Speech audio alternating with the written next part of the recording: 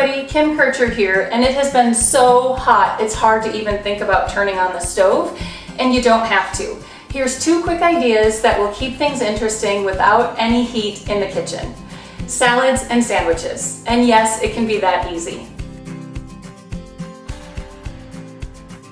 Start with your vegetables in the bowl, and if you like any kind of lettuce, even iceberg, whichever one is your favorite, just add in more vegetables for extra color, extra nutrition, and extra eye appeal too.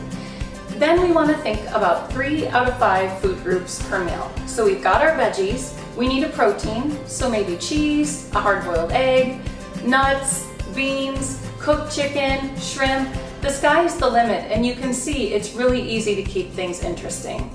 If you use a more bitter green, you can actually add some fruit in, and that sweetness will offset that bitter in the greens. And then you've got your 3 food groups, and we can make our dressing. Oil, any kind of vinegar you like, some herbs and spices, or if that sounds like too much work, you can use salsa. And for about 10 to 15 calories, it makes a great dressing and goes really nice with beans and cheese.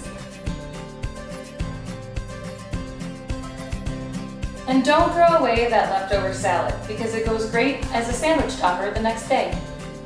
When you're looking for bread, look for at least 2 grams of fiber per serving, whether it's bread, tortillas, crackers, or whatever other choice you make. Be sure to visit our website, get some new ideas and recipes, and don't turn on the stove tonight because you can easily do dinner with a sandwich or a salad without that extra heat.